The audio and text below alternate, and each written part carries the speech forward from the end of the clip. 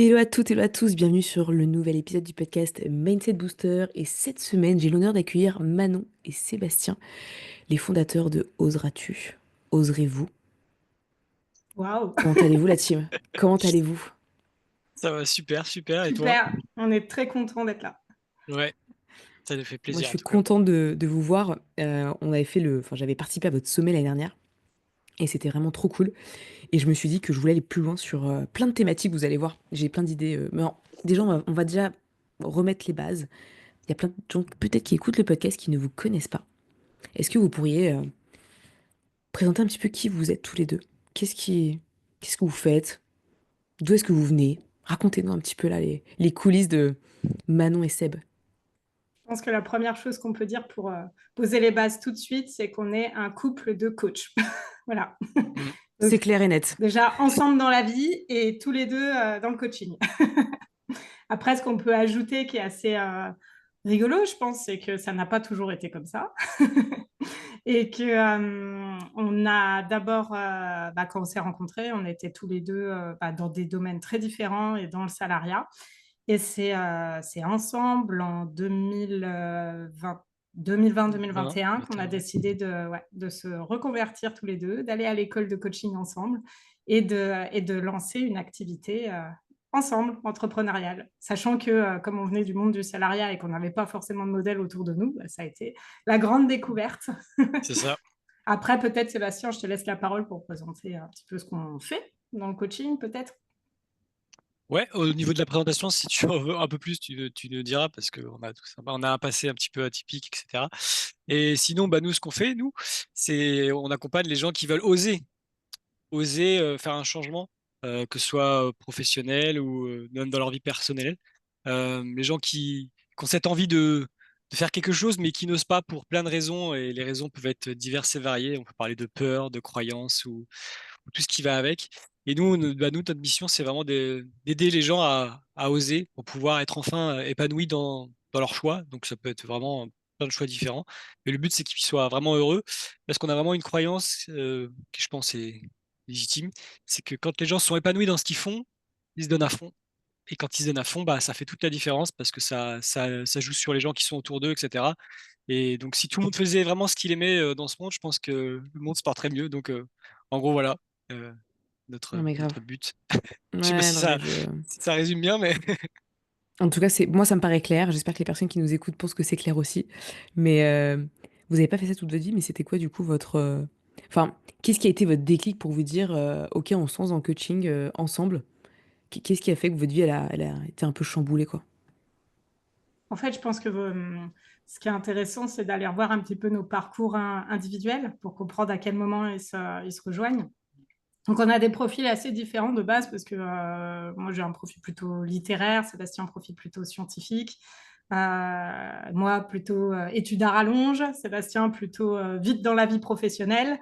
Et moi, on continue sur les plutôt. Moi, plutôt métier administratif dans les bureaux et Sébastien sur le terrain bon, allez, je vais dire comme ça, à sauver des vies. Parce que Sébastien est ancien pompier de Paris. Et, euh, et donc vraiment deux parcours vraiment très différents au départ, mais avec un point commun qui était le fait qu'on aimait aider les autres. Alors, dans des manières, pour le coup, assez différentes au départ, parce que donc dans l'administration, j'ai d'abord travaillé à la région Île-de-France, où je suis rentrée à la région, à la mission handicap. Donc, je m'occupais des agents de la région en situation de handicap. Ok. Et ça a été mon tout premier contact avec des métiers de l'accompagnement, pour le coup, avec un profil RH. Et Sébastien, lui, c'était les pompiers de Paris. ouais. Sauf que quand on s'est connus, il avait déjà un peu bifurqué. Donc ça, c'était, pour la petite histoire, c'était en 2017. Et moi, quand j'ai connu Ouais. Sébastien, il était en pleine reconversion pour devenir pâtissier-boulanger. Donc, peut-être que là, je vais te laisser parler de cette période-là, parce que moi, Ouais. justement, le déclic et le changement, j'étais pas là pour le vivre. Donc, qu'est-ce qui s'est passé? Les pompiers de Paris, c'était une sacrée expérience. Donc, je l'ai fait pendant 6 ans.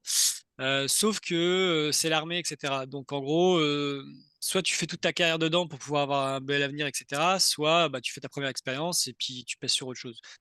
Entre deux, c'est pas le plus fou. Et du coup, il fallait que je re-signe 5 ans. Et à ce moment-là, moi, c'était pas vraiment ce que je voulais faire de ma vie. Ça me prenait énormément de temps. Et il y avait quelques points qui faisaient que ça me plaisait pas entièrement. C'était une bonne expérience, mais pas plus, quoi. Donc à ce moment-là, j'avais quand même une autre passion qui était quand même la cuisine, etc. Et c'est vrai que bah, je me suis dit, ah, ça m'intéresserait quand même d'être pâtissier boulanger parce que bah, j'adorais ça, etc. Et j'avais aussi des projets de partir au Canada parce que mes parents sont franco-canadiens. Ils sont installés au Canada quand j'ai commencé les pompiers. Et du coup, là-bas, le savoir-faire français dans la pâtisserie-boulangerie, c'est quand même très prisé. Donc ça me donnait une opportunité, Hmm. une raison de plus de me dire, tiens, je vais me lancer là-dedans, je vais me faire le savoir-faire français et après je vais aller là-bas, puis je vais ouvrir une boîte et tout. Au final, c'est pas du tout ce qui s'est passé, voilà. J'ai bossé sur Paris pendant 3 ans et en changeant pas mal de boîtes, en étant plus pâtissier que boulanger d'ailleurs, même si j'avais un CAP boulanger. Et ma dernière expérience, c'est pas hyper bien passé. Et, bon, et en plus de ça, j'ai développé un asthme à la farine. Donc en gros, ça fait que dès que je suis en contact avec de la farine, bah, je sais pas que j'ai du mal à respirer, mais je sens que j'ai des petits problèmes, etc. Et ça, donc j'ai vu un pneumologue qui m'a dit, bah, va falloir arrêter, ou alors porter un masque toute votre vie quand vous bossez et tout. Donc bon, je me suis dit, là, il y a trop de signes qui font que c'est pas le bon chemin. Donc je vais m'arrêter là, encore une fois, et je vais repartir sur quelque chose qui me plaît réellement. Donc je me suis vraiment posé et j'ai pris un peu le plus de tous les boulots que j'ai pu faire et ce qui me caractérisait le mieux. Et ce qui est ressorti, c'est vraiment le côté accompagnement. Parce que même quand j'étais en pâtisserie-boulangerie, j'adorais le contact avec les clients parce que j'étais pas que derrière caché. Dans certaines entreprises, j'étais aussi en vente et tout. Et je kiffais vraiment le relationnel avec les gens et tout. Donc, c'est ça qui est ressorti à ce moment-là. Et puis, Manon, toi, Bah, tu du avais coup, pour reprendre un ouais, petit peu, ce qu'il donc faut, moi, je suis la arrivée partie. dans cette période où il a été pâtissier boulanger. Et de mon côté, bah, je commençais à sentir que j'avais fait le tour de ce que je pouvais vivre à la région de France. Et j'aspirais à vivre des choses différentes. J'aspirais aussi peut-être à quitter Paris. Enfin, il y avait tout ça dans ma tête, parce que ouais, à l'époque, on était à Paris. Mm. Et, euh, et du coup, j'ai fait un bilan de compétences qui m'a été financé par la région Île-de-France et que j'avais demandé, je pense bien 1 an auparavant, mais il m'a été octroyé au moment du premier confinement. Donc à ce moment-là, Sébastien, lui, il venait d'avoir terminé son dernier emploi en tant que briocher, pour le coup. Il faisait des Mm. brioches. Et, euh, et donc lui, il était à la maison à se demander un petit peu qu'est-ce qu'il allait faire de sa vie, vu enfin, il y avait toutes les nouvelles qui étaient tombées, notamment ce que lui avait dit le pneumologue et tout ça. Et moi, le bilan de compétences, ce qui ressort, c'est l'accompagnement. Alors au départ, j'avais pensé plutôt psychologue, sauf que, comme je disais tout à l'heure, les études à rallonge, 5 ans en poste, je me dis, bon, je ne vais pas repartir pour 5 ans d'études parce que sinon, je ne Ouais, travaillerai c'est jamais chaud. dans ma vie, quoi. Hmm. Hmm. Et donc, c'est là où mon conseiller de bilan m'a parlé de la possibilité de faire du coaching en me disant que la formation était quand même beaucoup plus courte que celle pour devenir psychologue. Et donc, j'ai commencé à avoir des entretiens avec des personnes qui faisaient du coaching.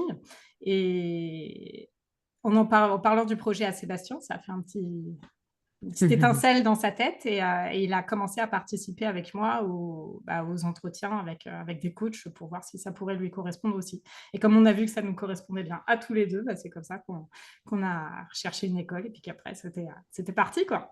C'est fou. Et donc, comme il y avait le confinement, toute l'école et tout ça, ça a été fait à distance. Et donc, on n'avait plus d'attache, plus de besoin de rester en région parisienne. Donc, là, c'était l'autoroute. On s'est dit, bon, allez, c'est le moment. On peut en plus Quitte à quitter changer, Paris. autant tout changer. Voilà, c'est ça. Et on a tout changé en l'espace de quelques mois en quittant nos deux boulots, en nous reconvertissant, en lançant le projet d'entreprise et puis en déménageant en pleine campagne. Donc, on est maintenant dans le Loiret, Et on pas n'a très pas loin choisi d'Orléans, de, mais pas à Orléans. Donc, c'est vraiment les champs autour de nous, quoi. et on n'a pas choisi de quitter Paris pour juste quitter Paris, hein. C'est juste qu'on voulait un peu de nature et de verdure Ouais. aussi, et que là où on était, c'était un peu compliqué. Et donc là, on est au milieu des champs et tout, et ça, c'est cool. Hmm. Donc Hmm. on aime bien la nature. Je sens un peu trop d'audace là. Je sais pas vous.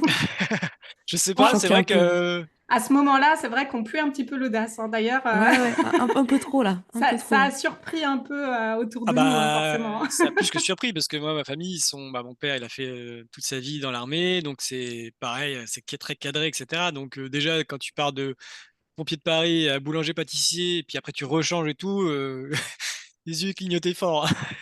Ah, tu C'est vrai m'étonnes. que ça fait bizarre. Puis il n'y a pas d'entrepreneur dans notre famille, je crois, de mon côté en tout cas. Ça me dit rien. Donc, ouais, c'est quelque chose d'assez nouveau.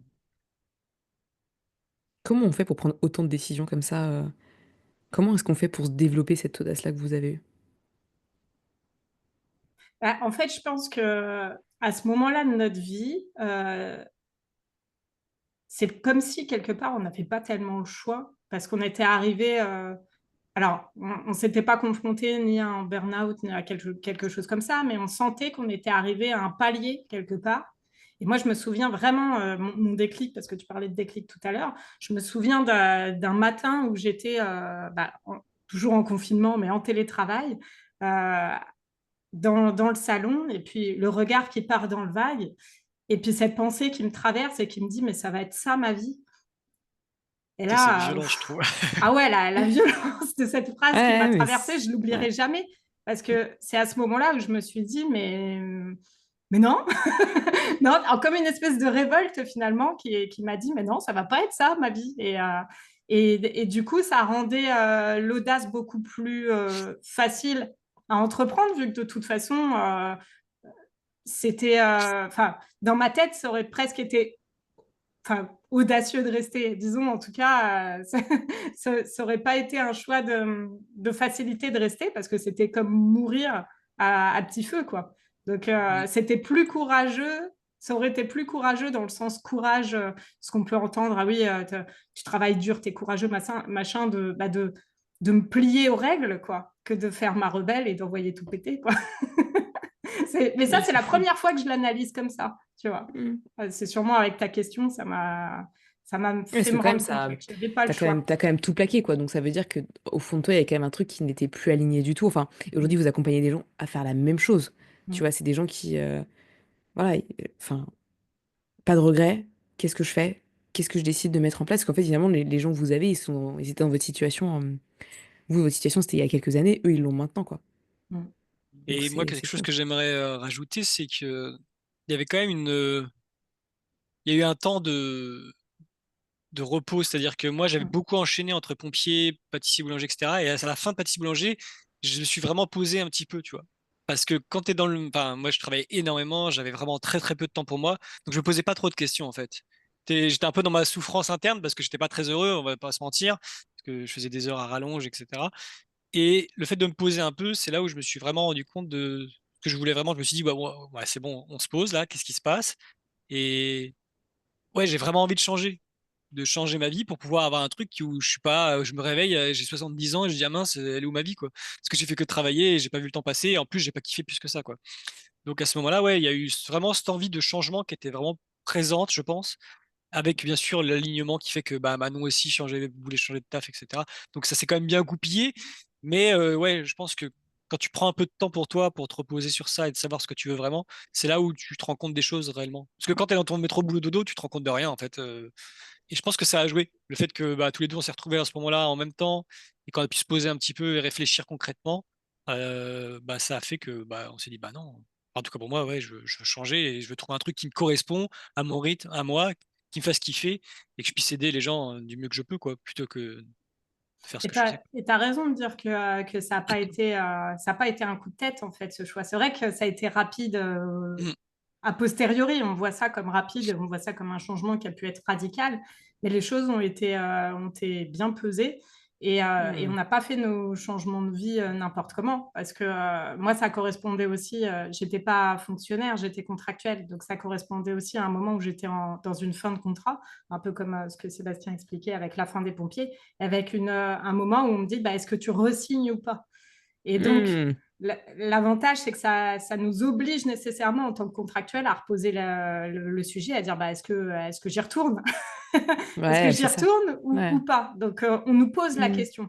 Ce qui est un peu différent de quand on est en CDI et où il n'y a pas un moment où on nous dit est-ce que tu continues ou est-ce que tu arrêtes ou, voilà. Hmm. Et donc, il y avait ça. Et puis, et du coup, en plus, la chance que j'ai pu avoir, c'est qu'en étant contractuel, quand le contrat s'arrête, eh ben, ça ouvre des droits, parce qu'en plus, Oui, il y a ça comme aussi, ça faisait pas mal d'années, ça ouvrait des droits, des indemnités, quoi. Bien sûr. Donc, ça permettait sécuriser un peu le aussi tout, quoi. d'avoir une sécurité. Hmm. Chose dont je pense, pour le coup, j'avais besoin, parce que j'avais vraiment ancré cette habitude, mais du fait aussi que mes parents, c'était comme ça, le salaire, ça tombe tous les mois, et voilà. Ça a été des choses qu'il a fallu déconstruire après.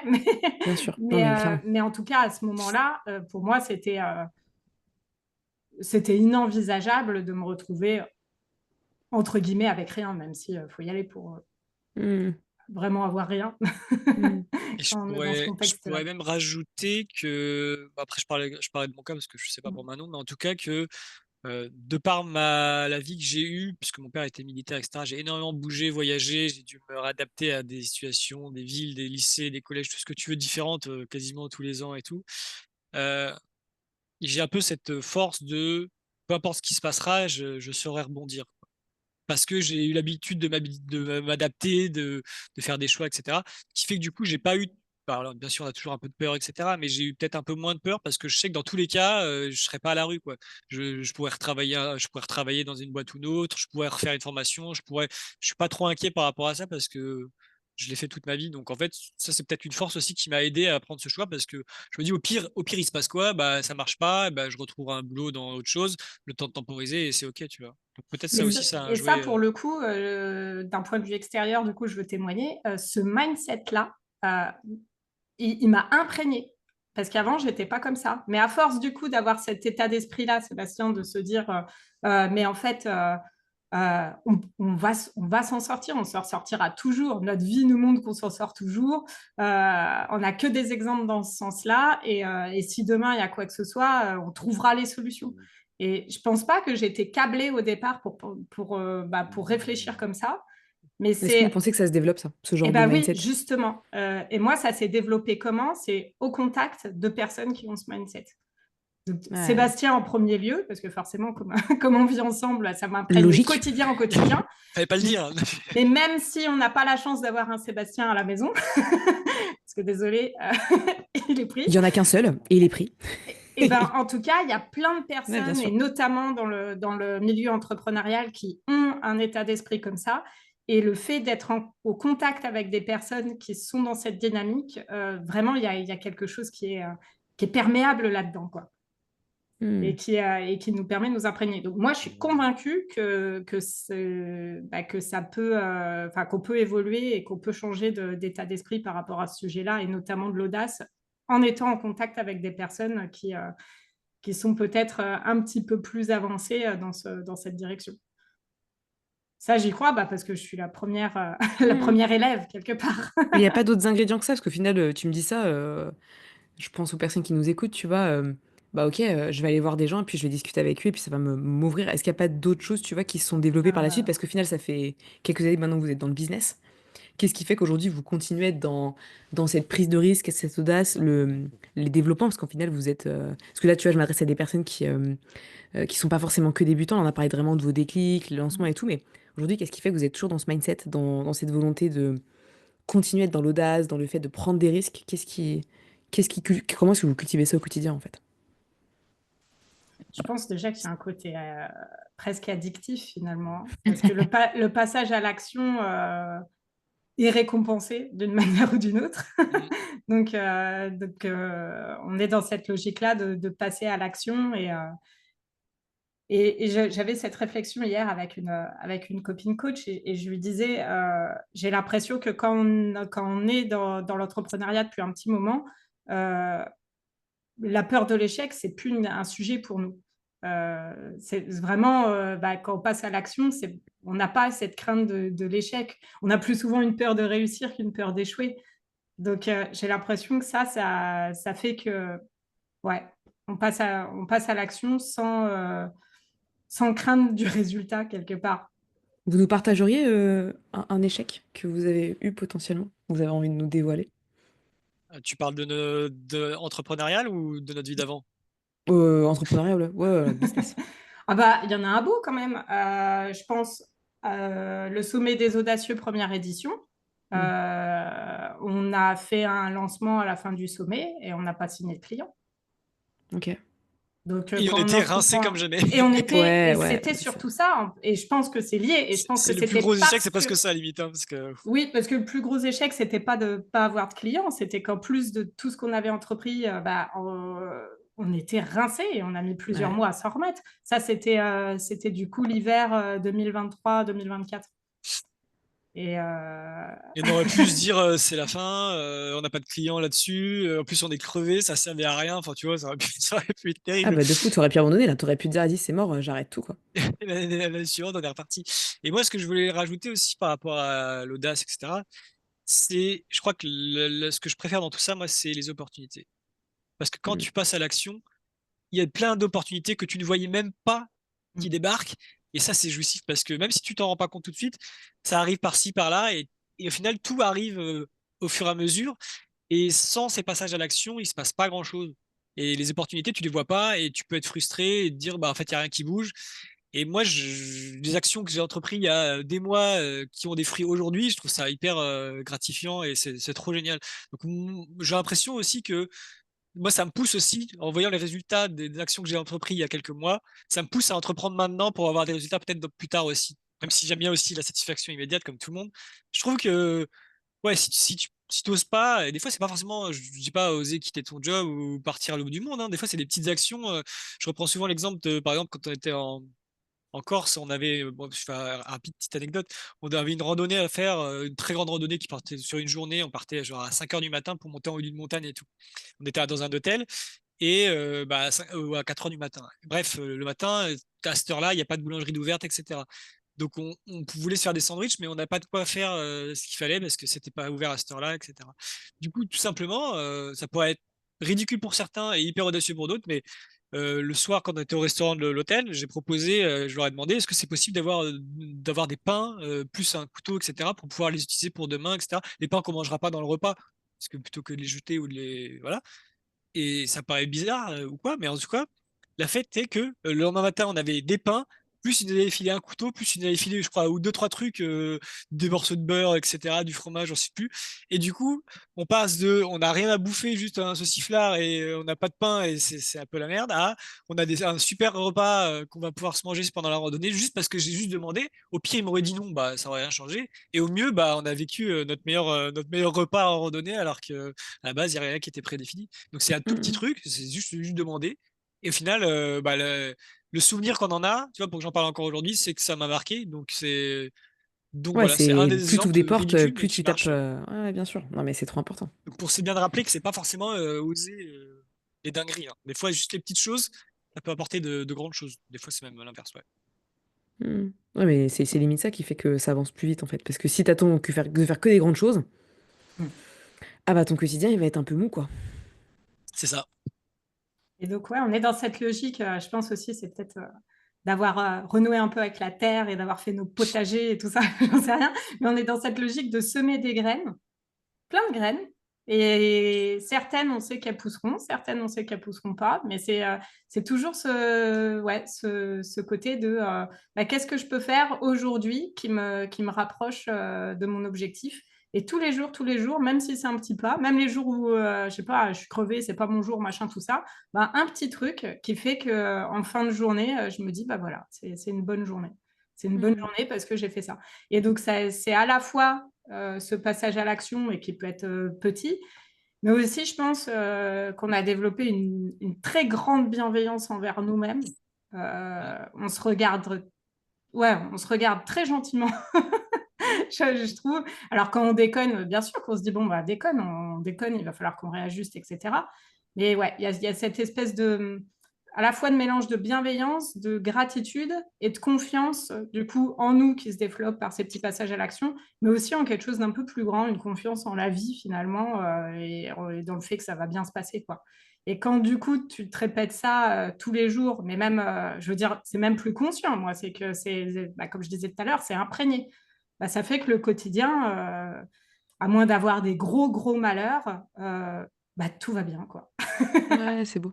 Et Et vous avez des choses que vous mettez en place dans votre quotidien justement pour cultiver ça? Est-ce que c'est, tu vois, est-ce que tu te l'écris? Est-ce que tu as des routines? Est-ce que tu as des choses, enfin Manon, Sébastien, genre est-ce que vous avez des choses que vous mettez en place justement? Parce qu'aujourd'hui vous êtes entrepreneur, on sait qu'il y a des hauts et des bas, même si tout va bien, entre guillemets, enfin parce qu'il n'y a pas de mort d'homme, enfin tu vois, il n'y a vraiment pas de quoi s'inquiéter, mais qu'est-ce que vous faites dans votre quotidien pour vous justement cultiver ce truc-là? Alors, moi, déjà, pendant un moment, j'ai développé quelque chose que je conseille très souvent aux clientes qu'on peut avoir. C'est un carnet où le soir, j'écris ce que je veux retenir de ma journée de positif. Et, euh, et ce que je leur dis, et c'est un moment, ça, c'est pareil, ça m'a marqué. Je leur dis, mais on en trouvera tous les jours quelque chose de positif à marquer dans notre journée, même si c'est ce qui peut te paraître la pire journée du monde. Et je leur donne souvent un exemple qui, moi, m'a marqué vraiment beaucoup. C'est que au moment où j'avais ce carnet-là, j'ai eu l'enterrement de ma grand-mère. Donc, c'est quand même pas la journée la plus ouf du monde, le jour où tu enterres ta grand-mère.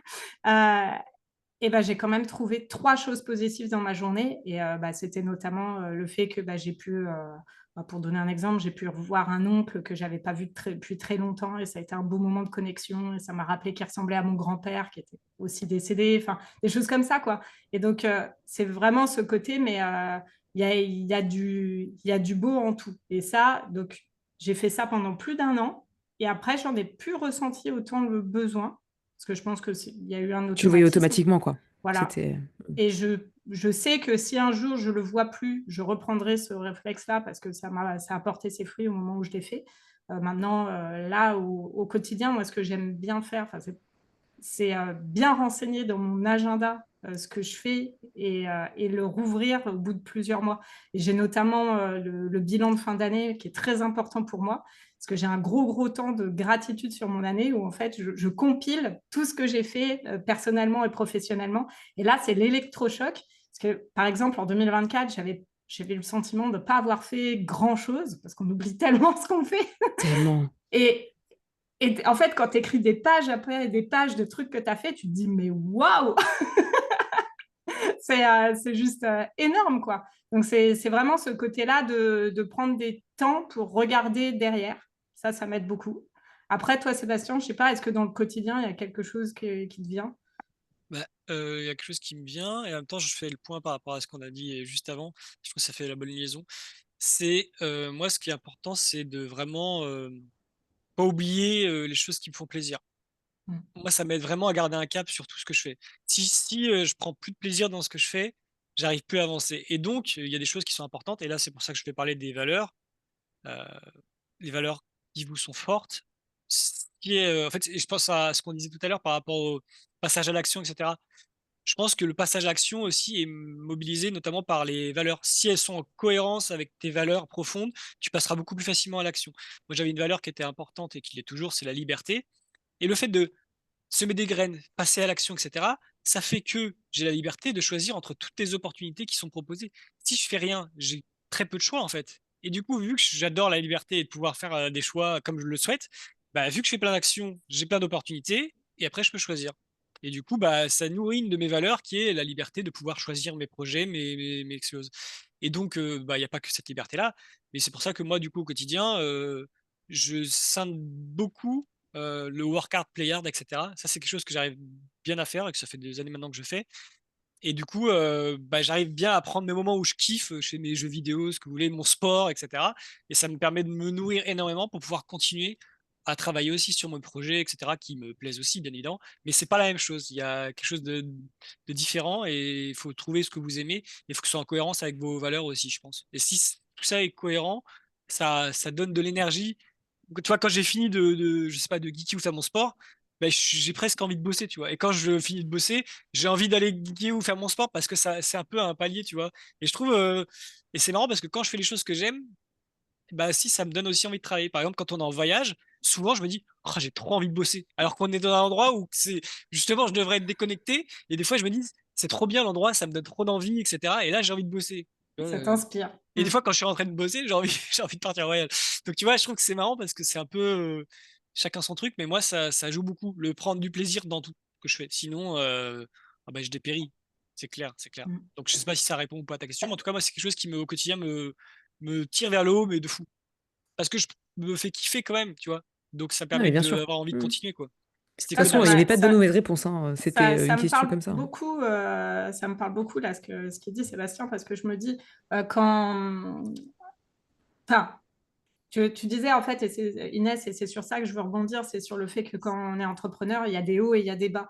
Et du coup, on te confirme que nous aussi, on a des hauts et on a des bas. Ah bah oui. Euh, et notamment, bah, il y a eu ce gros bas là au début 2024 où on était lessivés et où tout s'était pas passé comme on l'avait espéré, etc. Euh, et à ce moment-là, ce qui a été intéressant de faire, c'est justement de renouer avec cette question de plaisir et de pourquoi on fait ça et comment on peut le faire de façon à kiffer nos journées, quoi. Et, euh, et ça, pour répondre à la question, ce qui m'a le plus parlé, moi, ça a été la simplification. Ça a été, Hmm. tu cherches à faire complexe, et ben, comment tu peux faire simple. Et sur ça, maintenant, à chaque fois que je sens que je bloque sur un truc, et ben je me dis, hop, comment je peux simplifier tout le temps. Ok. Donc, dans toute ta vie, dans toutes tes sphères de vie, tu simplifies tout. Tu En auras un tout cas, exemple? j'essaye.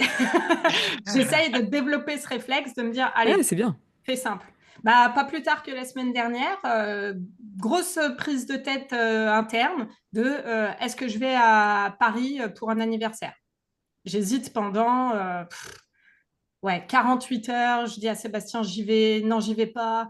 Euh, J'y vais, mais tu viens avec moi. Ah non, finalement, L'angoisse. on n'y va pas, on reste tranquille à la maison. Enfin, vraiment, je me suis fatiguée. Et au bout d'un moment, du coup, je me suis dit, déjà, je me suis aidée de ChatGPT. Je lui ai dit, bon, bah, voici ma situation. Là, je me fatigue et tout. Et, euh, et pour faire un petit peu le point sur tout ça, et c'est à ce moment-là où j'ai repéré qu'en fait, c'est que mon choix, il n'était pas simple à faire parce qu'il y avait plein de micro-décisions derrière, dont notamment le fait que j'avais des rendez-vous de coaching le jour où j'étais censée partir, ce qui impliquait du coup de faire mes coachings hors de la maison. Et comme il y avait notamment un début d'accompagnement avec une première session, bah, j'aime bien généralement avoir mes marques, quoi. Je me sens plus stable qu'à un endroit où je ne suis pas trop sûre de la connexion, de l'environnement, etc.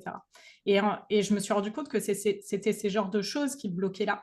Et donc, je me suis dit, bah, comment simplifier? Et la question, c'était pas est-ce que je vais à Paris ou est-ce que je ne vais pas à Paris? C'était comment je peux aller à Paris sereinement. Et donc, j'ai simplifié en coupant tous les trucs qui pouvaient m'embêter. Donc, je me suis autorisée à contacter cette cliente pour lui dire, bah, est-ce que ça ne te dérange pas qu'on avance notre rendez-vous?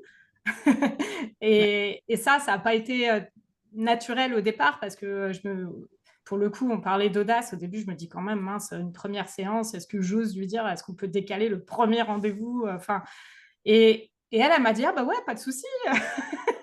Donc, c'était comment faire en sorte de rendre le week-end beaucoup plus fluide et chaque micro-truc qui me bloquait, bah, allez hop, on simplifie. Ça t'embête ce rendez-vous, eh ben, tu le décales. Tu n'as pas envie de partir 2 jours parce que tu te dis comment je vais rédiger ma newsletter, machin truc, eh ben, tu pars une nuit. Et c'est que ça. Hmm. Donc, j'essaye hein, de développer ces réflexes. Après, j'ai quand même subi pendant 48 heures, quoi. Ouais, mais t'as mis en place des choses, tu vois. T'aurais pu te dire, bon, vas-y, bah, c'est pas grave, j'y vais pas, tu vois. T'aurais pu choisir la voie, entre guillemets, bah, j'abandonne le truc. Au final, Mm. t'as réfléchi, t'as pris le temps et t'as mis en place, t'as simplifié, enfin, t'as adapté ton planning, quoi. Et, ouais, et ça, c'est un exemple tout récent qui mêle du coup vie perso et vie pro pour le coup. Hmm. Ouais, mais c'est ultra intéressant. Tu vois, ça, c'est le genre de truc, il y a des gens, ils vont tellement être dans la culpabilité, ils vont pas le faire. Mm. Et Alors moi, que ça toi, tu m'est t'es autorisé traversé à le faire. l'esprit, hein. Ça m'a traversé l'esprit de me dire ça se fait pas et tout ça. Et en fait, c'est toujours remettre en question ces petites pensées-là qui pop et de se dire mais est-ce que vraiment ça le fait pas? Et est-ce que vraiment c'est la meilleure chose pour elle comme pour moi que je fasse le rendez-vous dans un contexte qui ne soit pas les meilleures conditions pour nous deux? Hmm. Et puis, tu Ben as eu non. raison, parce qu'au final, c'est aussi ton éthique, ton standing, tu vois, en termes de coaching. Enfin, c'est. Tu vois, moi, je vais pas en coworking quand j'ai des coachings. Parce qu'en fait, j'ai Mm. besoin d'être dans un espace qui est calme, confidentiel. Bah, Enfin, bien vous sûr. aussi, tu vois, je Mm. suppose. On va pas aller Mm. dans un café faire un coaching, quoi. Genre. Ben, c'est ça. C'est sûr. C'est clair. Et puis c'est sûr qu'en plus, moi, comme j'ai un je peux être très dérangée par les sollicitations extérieures. Euh, il paraît que le psychiatre m'a dit, un léger TDAH. Donc ça va pas handicapant, il nécessite pas de prendre des médicaments ni des choses comme ça, mais il y a quand même des petites choses qui font que dans la vie, si si ça bouge trop autour de moi, ça me déconcentre. Et donc, pour moi, c'est en ayant cette connaissance de soi. D'ailleurs, c'est un sujet que je trouve très intéressant aussi, le fait de vraiment creuser pour bien se connaître, bien comprendre ses mécanismes, ses réactions, de quoi on a besoin, etc.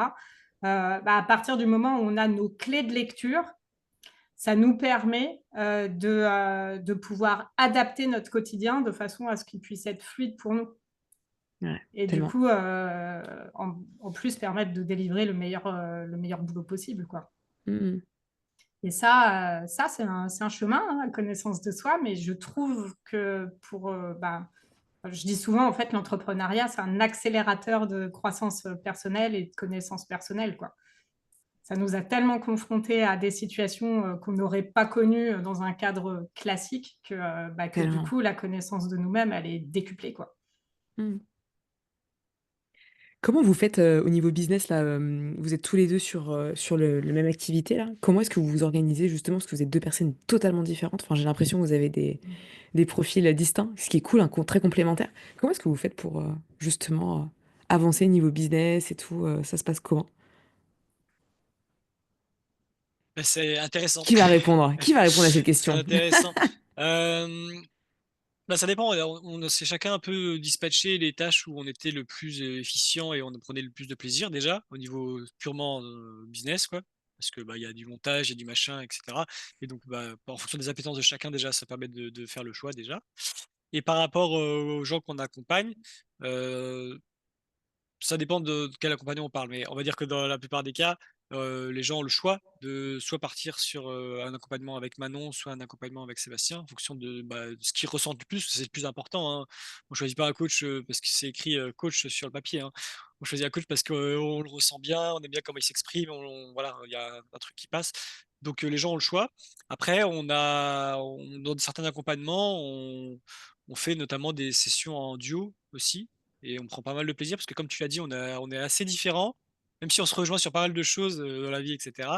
En coaching, on est un peu différents et du coup, on a toujours une question un peu pertinente qui vient soit de l'un, soit de l'autre. Et du coup, en duo, je trouve qu'on a aussi une belle force. Donc, ouais, on peut faire aussi des sessions de coaching de groupe, par exemple, en duo, etc. Et ça peut être fun. Trop bien. Et en fait, si on prend aussi d'un peu plus haut l'architecture de nos activités, pour comprendre un petit peu, Mm. quand on s'est lancé, on avait un projet, c'était Oseras-tu, et donc c'était comment trouver cette harmonie entre nous deux sous une marque commune. Parce on est chacun indépendant, on est chacun auto-entrepreneur, mais par contre, on est tous les deux un petit peu comme un système de McDo, quoi, pour citer l'exemple le plus connu. On peut tous les deux utiliser la marque qui est Oseras-tu. C'est comme ça qu'on s'est organisé juridiquement parlant par rapport à, par rapport Trop. à cette marque-là. Et du coup, au départ, c'était vraiment cette question de comment développer Oseras-tu, et on n'avait que ça, quoi. Je me souviens à l'époque que j'avais eu ce questionnement de me dire, mais comment faire vivre nos singularités au sein de cette marque-là? Et la réponse que j'ai trouvée, finalement, c'était en nous exposant, en prenant la parole, comme on peut le faire aujourd'hui, comme on peut le faire dans le cadre d'un sommet, d'ateliers, etc. C'est de faire en sorte que les personnes qui ont envie de bosser avec nous soient en capacité de savoir avec qui ça match le plus, quoi. Et donc, c'est très naturellement que là, les dernières clientes qu'on a signées, il y en a une, elle est venue voir, elle a dit, elle est venue voir Sébastien, quoi, directement, en fait, elle l'a contacté lui. Et il y en a une autre, c'est moi qui elle est venue contacter et tout ça, parce que je pense que comme on donne de nous, on montre qui on est, on montre comment on réfléchit, ça matche plus ou moins avec certains, même si globalement, bon, ils nous aiment bien tous les deux. Et puis, Mais bien sûr, bien et sûr. entre nous, on n'a pas ce côté. Enfin, c'est pas ah, et t'as choisi toi, machin, tout ça. On s'en fout parce on est une team. Ce qui compte en fait, c'est de pouvoir vivre de notre activité. Donc, peu importe qui signe, on est content que ce soit pour l'un ou pour l'autre. Et en fait, ce qui s'est passé aussi, c'est on avait cette casquette Oseras-tu, et en 2024, comme justement, ça ne nous permettait pas d'être suffisant, on s'est dit, il faut qu'on ouvre nos œillères. Et c'est là où on a commencé à penser en notre nom propre, ce qui n'était jamais arrivé jusqu'à présent parce qu'on pensait tout à deux. Et c'est comme ça que Sébastien s'est dit, moi, le coaching en équipe, ça me plairait d'intervenir en entreprise et tout. Moi, ça ne m'appelle pas tellement, ça pour l'instant. Donc lui, il s'est formé dans tout ça. Moi, je me suis beaucoup plus renseignée sur tout ce qui était bilan de compétences et tout, parce que ça m'a longtemps trotté dans la tête et je me suis dit, ouais, ça pourrait être une possibilité que je fasse du bilan de compétences et tout ça. Et aussi, on intervient, alors actuellement, aujourd'hui, on intervient dans un accompagnement qui n'est pas le nôtre, qui s'appelle la TLD Academy de Delphine Froid, que tu connais. Et Yes. comme elle a eu l'occasion de nous tester tous les deux, elle nous a pris tous les deux, quoi. Donc ça, c'est assez rigolo aussi de se dire qu'on se retrouve ces coachings de groupe à deux dont Sébastien parle. Actuellement, c'est tous les mois, on a un coaching de groupe comme ça, où on est deux coachs avec les clients. Et c'est une autre dynamique où on se retrouve. Et voilà. Et donc, ça a été d'ouvrir nos œillères en nous reconnectant à quelles étaient nos aspirations personnelles et qui sont différentes.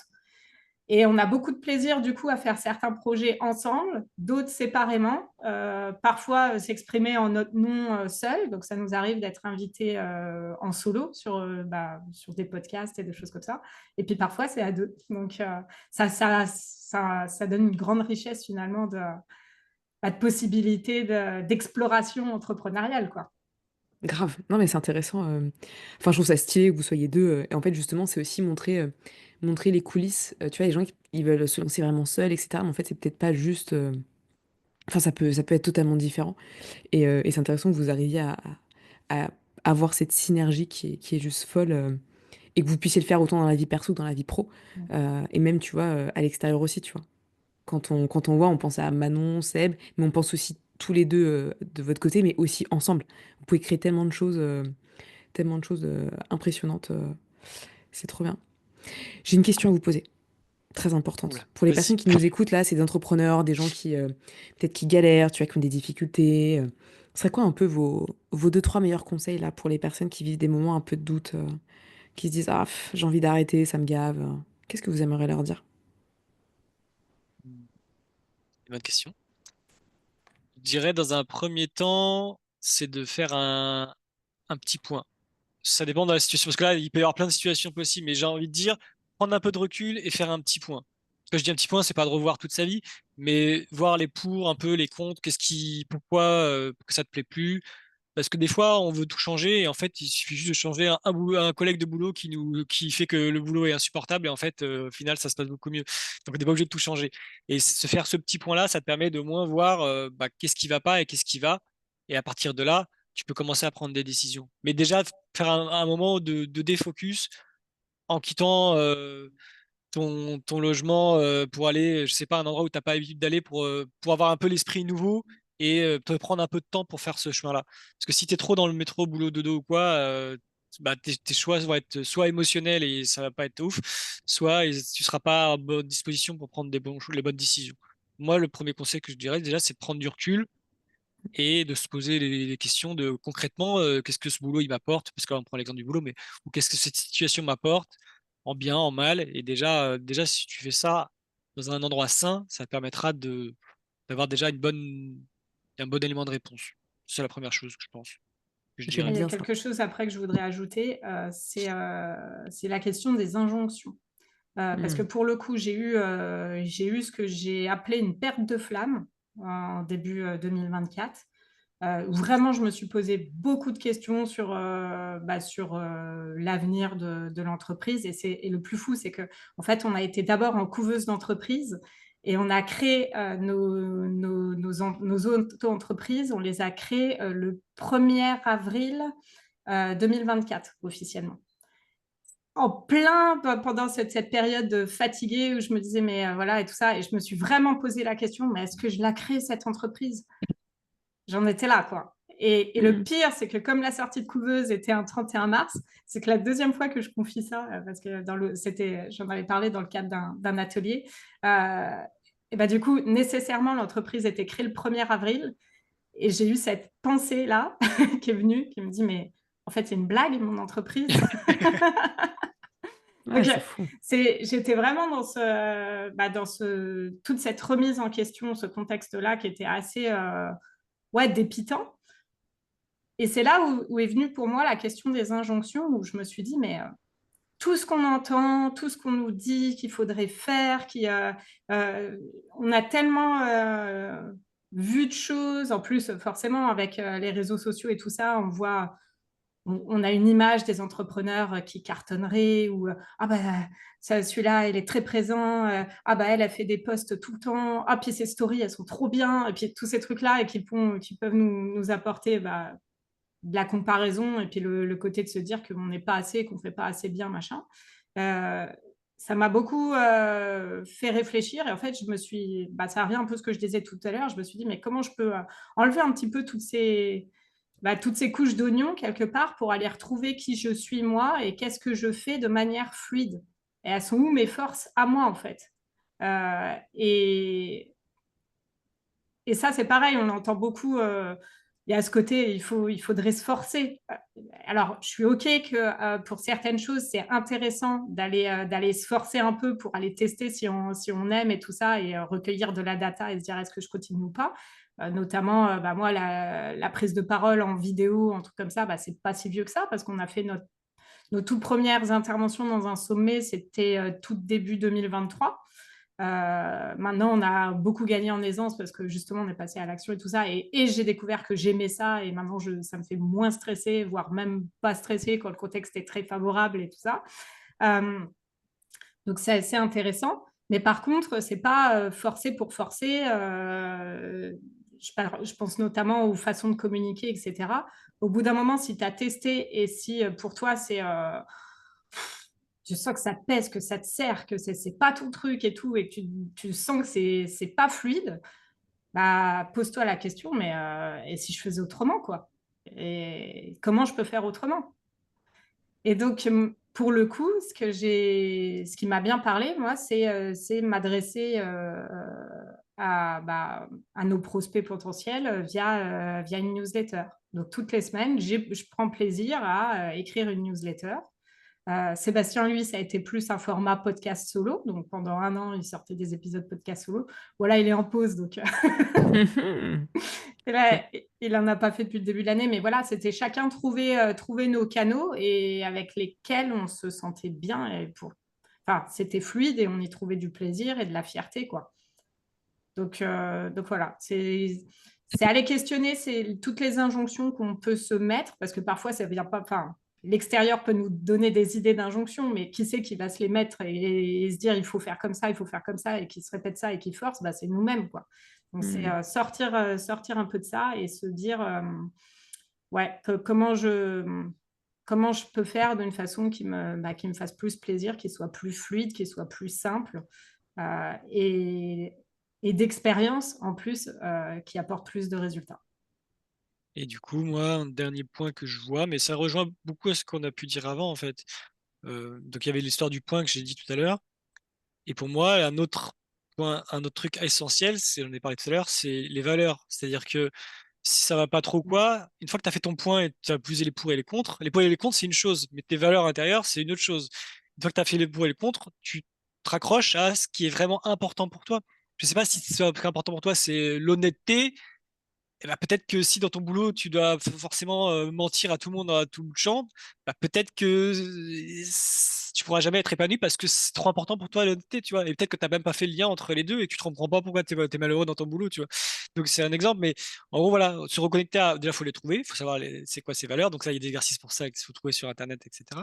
Mais une fois que vous avez ça, ça vous aide beaucoup à prendre des décisions, en fait. Si tu as deux choix possibles et qu'il y en a une qui est en cohérence avec tes valeurs et l'autre non, même si sur le papier c'est pas facile, bah quand tu regardes ça, tu te dis bah, en fait si je vais dans cette situation-là, je me tromperai pas parce qu'en fait ça m'appelle et c'est forcément moi. Donc même si ça paraît ça peut-être un peu moins payé ou quoi, je serais probablement plus heureux parce que c'est quelque chose qui est hyper important pour moi. Après si c'est l'argent, ça peut être aussi ça dépend Bien de la sûr. valeur de chacun, tu vois. Mais en tout cas si Hmm. tu suis tes valeurs, tu pourras pas te tromper, je pense. Et j'ajouterai les valeurs et les intentions qu'on pose aussi. Parce que moi, en Mm. début d'année, pour le coup, j'ai posé l'intention de passer davantage de temps avec ma meilleure amie et qui était aussi invitée à l'anniversaire à Paris, Hmm. ma meilleure amie. Et quand je me suis posé la fameuse question de est-ce que je reste, et à un des moments, j'ai failli rester ici, hein, bah, j'ai pris un peu de recul et je me suis dit, mais quelle intention j'ai posée en début d'année? Bah, de passer du temps avec ma meilleure amie. Et là, bah, si j'y vais, je passe 24 heures avec elle. Et là, Donc tu d'un check. seul coup, je Ouais. check, le choix a été simplifié parce que l'intention avait été posée et a répondu à finalement ce désir plus profond qui fait que je sais que là, j'ai contribué à la réussite d'un de mes objectifs que j'ai posé en début d'année. J'aime beaucoup. C'est C'est intéressant. beau. Ouais, et puis tu vois, je trouve que c'est intéressant parce que, en fait, ce que vous expérimentez là, ce que vous racontez, tu sais, on l'oublie quand on est dans le pilote automatique. Mm. Et là, ce qu'on dit là, les personnes qui nous écoutent, là, demandez-vous comment est-ce que vous pouvez l'appliquer. Aujourd'hui, là, par rapport à ce que vous êtes en train de vivre, peut-être qu'il y a un moment qui est difficile, ok. Prise de recul, comment est-ce que je peux faire les choses plus fluides, avec plus de plaisir. Franchement, des fois, on s'emmerde avec des injonctions, comme tu l'as Mm. dit. Arrêtons, quoi. Retrouvons de la simplicité, du kiff. Et derrière, c'est quoi mes valeurs, c'est quoi mes intentions. Parce qu'au final, quand on se nourrit pas, bah, au final, on n'a pas un business qui est aligné. Et on n'impacte pas, puis surtout, on n'a pas de résultat, quoi. On stagne. Donc ça, c'est fondamental.